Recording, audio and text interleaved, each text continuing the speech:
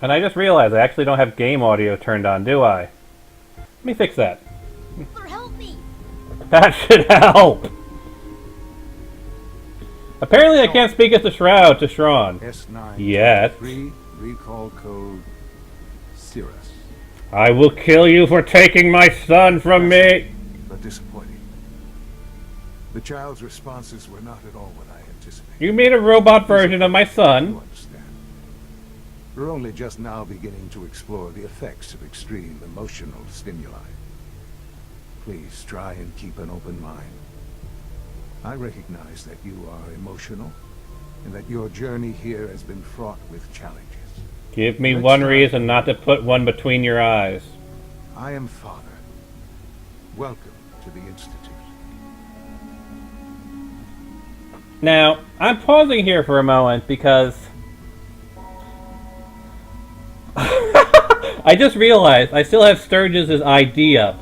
I could use Move to Player to bring Sturgis to the Institute. But as I was saying, now it occurs to me, given our player protagonist, is there any real reason that you wouldn't, given the story that you know at this point, this exact moment where we are currently frozen, why wouldn't you shoot Father between the eyes? Because if you're playing as the male protagonist, what you know is that your son was stolen from you, he thinks someone else is his father, and then you just find out you find out that this one is a fake, but you are not quite 100% sure if the one in the Kelogg sequence was a fake. So you know someone has faked your son, stolen him from you, told him someone else was the father, and if it's the mother, someone else is pretending to be your husband who is dead, and created a synth replicant of your son. In every scenario I can think of, considering the life you had to live to survive in the Institute, wouldn't you just put a bullet between Father's eyes right now?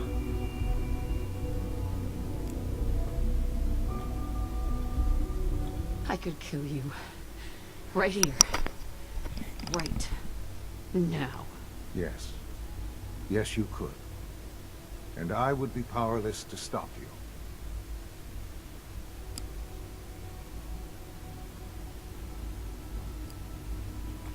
I'll make this very simple. Where is my son? He's here, in the Institute. Closer than you think. But I need you to realize that this Well, Sean's just deactivated. is He's far not more dead. complicated than you could have imagined. And he's a child, and childs can't be killed anyway, because they're And suffered essential. a great deal to find your son. Well, your tenacity and dedication have been rewarded. It's good to finally meet you. After all this time. It's me. I am Sean. Actually, no. As I showed in my Breaking Fallout 4 video, I literally just pulled out a gun and shot Father in the face right here. So no, there's actually nothing stopping me, except for, my own curiosity. But I could shoot Father in the face right now. You would fail all the Institute quests, and all the factions would be pissed off at you for not going undercover. But you can shoot Sean in the face right here, right now. I am your son. Bullshit! Is it? After all the things you've seen and experienced in the Commonwealth? Think about it. In the vault, you had no concept of the passage of time. Here, I'll show you. You were released If I can from pull your away. pod and went searching for the...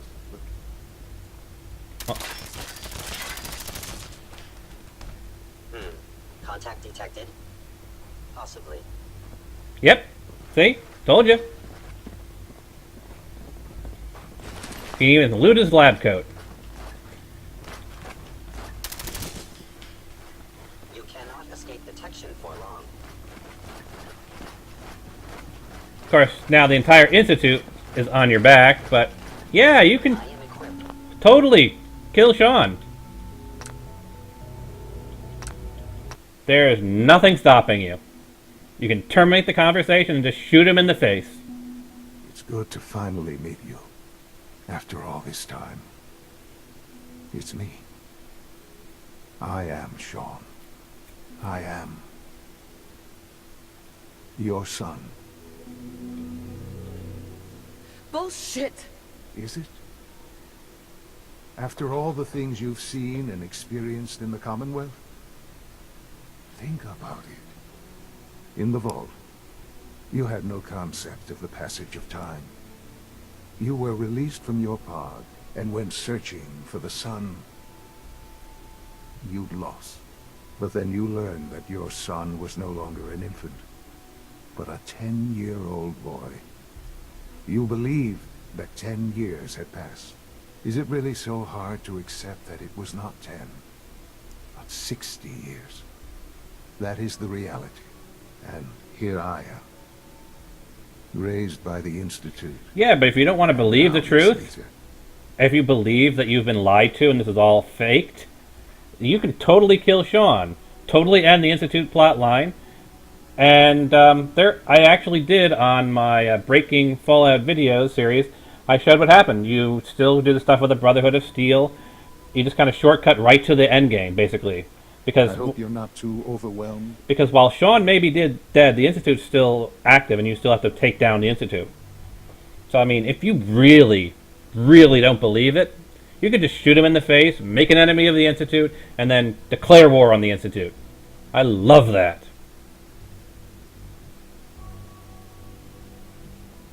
It wasn't right, what they did. Taking you from me like that. And the game ends with you having no knowledge whatsoever that Sean was your son. Which means you'd probably continue searching for the rest of your life. But, you know, At that time, I love that in the year idea. 2227, the Institute had made great strides in synth production. But it was never enough. Scientific curiosity and the goal of perfection drove them ever onward. What they wanted was the perfect machine. So they followed the best example thus far. The human being. Walking, talking, fully articulate, capable of anything. You wouldn't have happened to have been founded by a company named Cyberdyne, would you? So the weird science experiments needed specimens. That's why they took you? In a manner of speaking. Yes. The Institute endeavored to create synthetic organics. The most logical starting point, of course, was human DNA. Plenty of that was available, of course. But it had all become corrupted. In this wasteland. Sorry, different game. This is Fallout. Even in their attempts to shield Not Wasteland. themselves from the world above, members of the Institute had been exposed. Another source was necessary. But then the Institute found me after discovering records from Vault 111. An infant, frozen in time, protected from the radiation-induced mutations that had crept into every other human cell in the Commonwealth. Now, on this point, I'm probably going to have to make a video. I'm probably going to have to make a video talking about all these musings, because I'm getting a lot. But there's an interesting point to made here. They said that, you know, a human that hadn't had all the radiation that crept into them. But the thing here is babies themselves are very, very susceptible to disease. You know, you have to be very careful with babies. You have a baby from basically 200 years ago. Put this in our modern context. Imagine you found a baby cryogenically frozen or magically frozen or whatever from the 1800s. That baby would not survive long in all the diseases and viruses that have propped up in the last 200 years. And of course, spoilers, of course. This is major spoilers. This entire thing is major spoilers. But I don't think I'm going to do the entire hand raising. But as we learn later on in the game, Sean here has been diagnosed with cancer, and he is dying, which makes perfect sense because he's a baby from 210 years in the past. Yeah, sure, mutation has altered the human genus in the current Fallout universe, but it's also given them resistances to new diseases, new viruses that have cropped up from this radiation. So, of course, this perfectly preserved baby from 200 years ago would basically die. Because there's 200 years of diseases and viruses he has no immunity from. And the fact that you took him when he was still an infant, meaning that he actually couldn't gain... one big reason that some women are big fans of breastfeeding as opposed to, secondary is because breast milk carries with it all the immunities the mother has. So when they breastfeed a child, they're passing along their immunities to the child. Well, Sean was only 1 year old. He's had only a few months of breastfeeding, so he wouldn't even have the basic immunities that the female protagonist would have. So Sean's in pretty fucked up state. He's basically a bubble baby. He needs to be maintained in a completely clean environment, or like the common cold would kill him. So of course, as we find out later on, he gets cancer and dies because the environment, as clean as the Institute may be, the people in the Institute have still been exposed. That's true. If he was a child of Adam, he wouldn't have gotten cancer, but he still would have died from the many diseases that have happened over the 200 years. Because, the child of Adam thing has been well established that basically they're born with rad resistance, probably with the ghoulish perk. They're born basically the various radiation perks, which kind of implies that they're a child of the current era. They're a child of mutation, which Sean technically could never be since he was born 210 years ago, and is from a bygone age where the diseases and viruses and the mutations don't exist.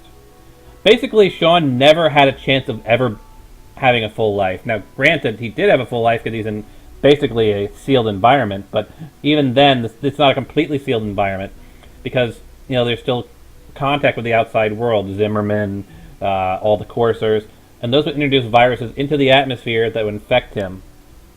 That would induce low levels of radiation into the environment that would get to him. And yeah, Sean basically is doomed to die. The only way you could have kept Sean alive is if he had stayed in that little, ironically, in the cage where since Sean is and never left it. Which, he's actually stated that he's never actually left the Institute until, later on in the story. But Sean himself is still exposed to all of the secondary components that come through. Technically, you should also be just as vulnerable, but I mean, you've been in cryosleep. The cryosleep was opened 60 years ago, so there was some exposure to Kelogg, and then you put back into cryosleep. But honestly, when you leave cryosleep, unless you actually are a synth, which is implied by Fahaba, you should be very, very sick and basically dying half the time in the game. You'd have to have a very good constitution and a lot of luck to survive coming out of cryosleep. Hi, Treeward. As you can see, we are in the main quest, and I am pausing periodically through the conversation to talk about, the viability of the story. It was exactly what they needed. And so it was my DNA that became the basis of the synthetic organics used to create every human-like synth you see today. I am their father. Through science, we are family. The synths, me, and you.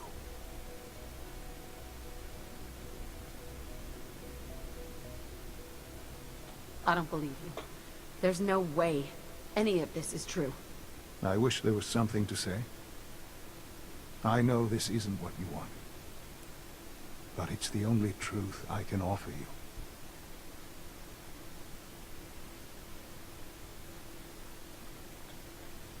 It can't be true. It's all just... It's just too much. I'm so sorry. I wish that things were different. I've shown you my trust. Your weapons haven't been confiscated, and I stand unarmed before you. Please, let's just talk.